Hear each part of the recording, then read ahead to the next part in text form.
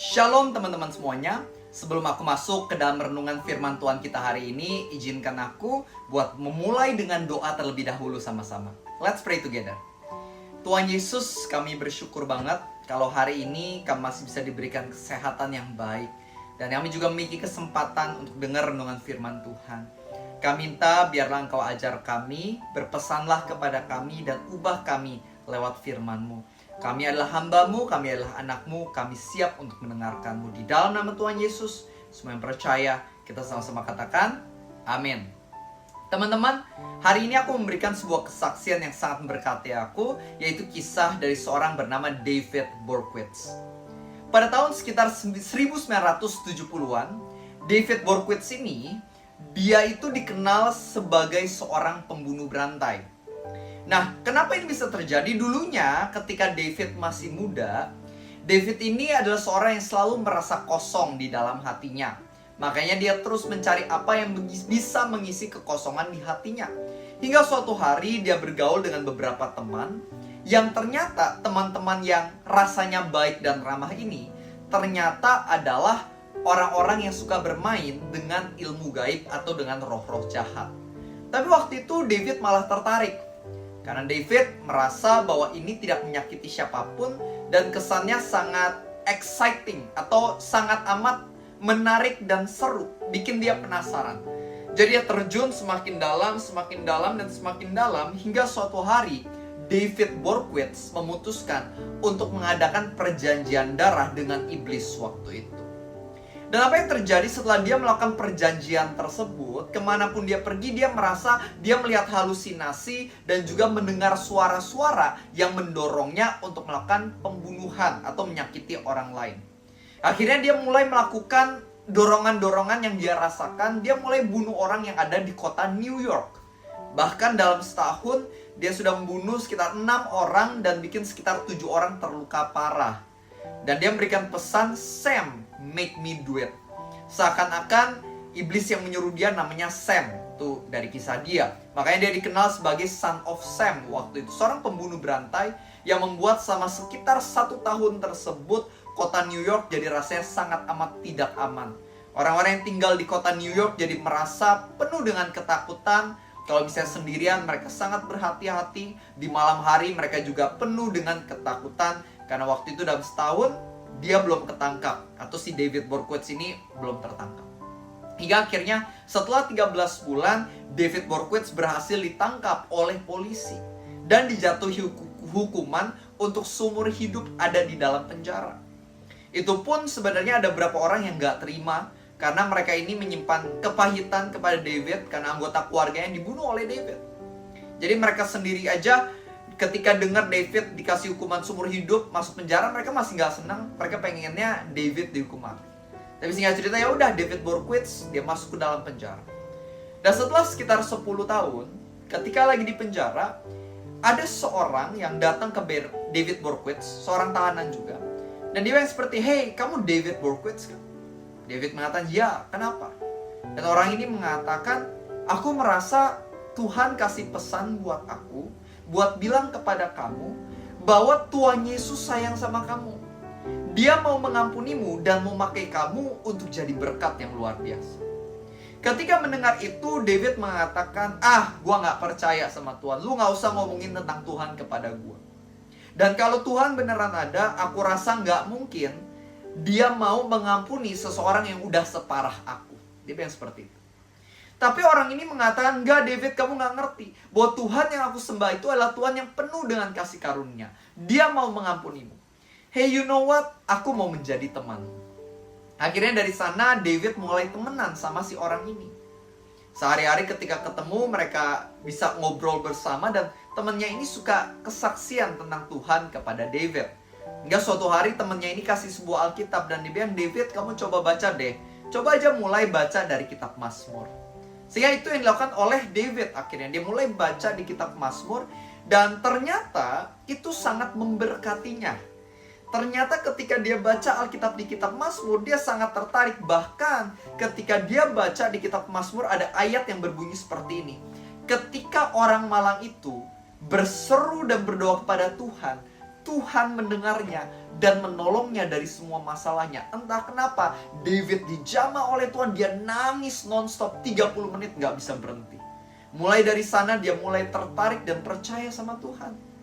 Sehingga ketika dia keluar dari dalam sel penjaranya, ketika dia anggapannya lagi ke kafetaria, makan siang segala macam, dia tuh pengen banget balik ke sel penjara untuk baca Alkitab lagi. Singkat cerita, long story short, dia menjadi orang yang sangat amat percaya sama Tuhan dan hidupnya berubah total. Dia tinggalin kehidupan lamanya, dia tinggalin dosa-dosanya, dia menjadi pengikut Kristus, karakter serupa dengan Tuhan, hidupnya mulai punya kasih dari Tuhan, dan dia menjadi seorang yang berubah total. Dia kesukaannya adalah nyanyi nyembah Tuhan, dia kesukaannya adalah melayani di rumah ibadah yang ada di dalam gereja. Yang dia suka adalah kesaksian tentang kebaikan Tuhan kepada sesama. David yang dulunya dipakai setan untuk jadi kutuk, berubah dipakai Tuhan jadi berkat. Seorang yang dikenal sebagai son of Sam malah berubah menjadi son of God, yang dikenal sebagai son of hope. Seorang yang penuh pengharapan dan suka membagikan harapan Kristus kepada sesama. Seperti yang Efesus 5 ayat 8-9 katakan, kamu dulunya adalah kegelapan, tapi kamu sekarang adalah terang. Dan sebagai anak-anak terang, hendaklah kamu membuahkan yang namanya kebaikan, keadilan, dan kebenaran. Setiap dari kita mungkin punya kegagalan masa lalu, kehidupan dosa yang sama seperti yang dialami oleh David Berkowitz. Mungkin bentuknya beda, mungkin parahnya itu berbeda jenis. Tapi kita tahu hidup kita ini selama ini mungkin aja dikuasai oleh iblis. Kita melakukan apa yang salah, menyakiti keluarga, teman, dan pasangan. Tapi hari ini kalau David Berkowitz aja, seorang pembunuh berantai, bisa diubah Tuhan secara luar biasa 180 derajat. Maka begitu pula dengan hidupmu. Apapun kegagalan, dosa, dan masa lalumu, ketahuilah Tuhan masih bisa mengampuni dan masih bisa menggunakanmu untuk mulai menjadi berkat. Maka itu jangan pernah menyerah akan hidupmu, karena Tuhan gak pernah menyerah akan kamu. Kenyataan kamu aja masih dengar firman ini hari ini, aku percaya gak kebetulan. Tapi Tuhan lagi memberikan pesannya untuk kamu, karena Tuhan rindu untuk memulihkan kamu dan mengubah kamu, memakai kamu untuk jadi berkat mulai hari ini. Maka itu datanglah kembali kepada Tuhan. It's never too late. Kita bisa melihat kisah seorang seperti Paulus di dalam Alkitab. Dulunya dia dikenal sebagai seorang namanya Saulus. Kerjanya apa? Bunuhin orang-orang Kristen. Bukan sekedar membunuh orang loh, orang-orang Kristen, orang-orang yang percaya Tuhan Yesus, yang melayani Tuhan Yesus. Itulah yang dibunuh oleh Paulus waktu itu. Dan dia waktu itu gak merasa bersalah. Dia merasa dia sedang melakukan apa yang benar. Tapi apa yang terjadi? Tuhan Yesus datang menjumpai dia. Ketika Tuhan Yesus datang menjumpai dia, Paulus akhirnya kenal sama Tuhan. Waktu itu banyak orang masih meragukan Paulus. Masa sih dia berubah? Masa sih dia mulai melayani sama seperti kami? Banyak yang mungkin gak percaya, masih skeptis. Tapi ternyata benar. Paulus yang dulunya pembunuh orang Kristen diubah jadi seorang penginjil yang luar biasa, yang rela memberitakan Injil Tuhan Yesus, terus melayani, bahkan rela membahayakan, bahkan mengorbankan nyawanya demi Injil Kristus. Seorang yang dulunya dipakai sebagai instrumen setan, berubah jadi instrumen Tuhan. Makanya dia mengatakan, kalau Tuhan bisa mengubah aku the chief of sinners, yang paling parah dari yang terparah, maka tentunya dia bisa mengubah setiap dari kita.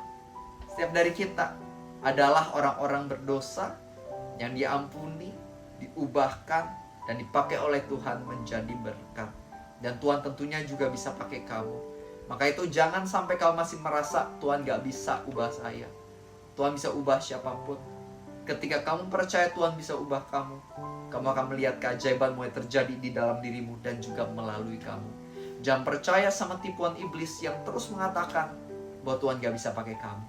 Itu bukan perkataan dari Roh Kudus atau Tuhan. Tuhan selalu mengatakan, I can use you. Aku bisa menggunakanmu. Belajar untuk percaya, beriman sama Tuhan. Jangan lihat masa lalumu. Masa lalumu tidak mendefinisikan siapa dirimu. Yang mendefinisikan hidupmu, dirimu, adalah apa kata Tuhan akan kamu. Percayalah kepadanya. Trust in Him. He will use you greatly in your life. Amin. Mari kita tutup dalam doa. I want to pray for you. Tuhan Yesus, kami bersyukur banget kalau Tuhan udah ajar kami dan ingatkan kami kembali akan betapa besarnya kasih karunia-Mu.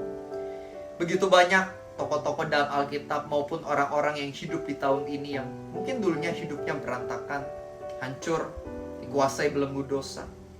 Tapi kalau kami menyaksikan bagaimana mereka diubah, kami percaya Engkau juga bisa melakukan itu dalam hidup kami. Aku mau berdoa bagi setiap teman-temanku yang ikut renungan ini. Mungkin ada mereka yang dikuasai oleh dosa nafsu. Mungkin ada yang pernah hamil di luar nikah, ada yang pernah aborsi, ada yang pernah nyakitin orang dengan begitu parah. Bahkan mungkin ada yang pernah gak sengaja melakukan pembunuhan, atau mungkin ada yang pernah masuk penjara. Apapun dosa mereka, aku berdoa, Tuhan tolong Kau yang ampuni dosa mereka, ampuni semua kesalahan mereka. Dan mulai hari ini, Tuhan Kau yang adakan sebuah pembentukan yang manis di dalam hidup dan diri mereka. Dan berikanlah kuasa kekuatan, agar mulai hari ini mereka bisa bangkit dan mulai melayani. Terus ingatkan mereka akan kebenaran. Dan Roh Kudus berikan urapan-Mu, sehingga manapun mereka melangkah, perkataan dan tindakan mereka gak jadi kutuk lagi, tapi bisa berubah jadi berkat. Bantu setiap dari kami, dan dengan iman kami percaya Kau mampu mengubah kami dan sempurna. Kau adalah Tuhan yang ajaib, Tuhan yang bekerja dalam diri kami. Dan biarlah Engkau yang pakai kami menjadi instrumen-instrumen terang-Mu. Terima kasih ya Tuhan Yesus, Engkau sangat indah, dan kami bersyukur akan Tuhan yang penuh kasih karunia seperti diri-Mu. Di dalam nama Tuhan Yesus kami percaya. Semua yang percaya katakan amin. God bless you. Dan jangan lupa, setiap hari aku akan upload renungan baru setiap jam 6 pagi. Makanya jangan lupa subscribe, klik tombol loncengnya, ikuti renungannya setiap hari. Aku percaya ketika kamu terus dengan konsisten ikut renungan firman, hidupmu akan berubah dengan drastis. Aku percaya Tuhan akan berbicara sama kamu banyak lewat renungan firman yang ada. Oke, sampai jumpa di video selanjutnya. Di video esok hari kita akan belajar lagi bagaimana kita bisa melayani Tuhan dengan lebih maksimal. God bless you. See you next time.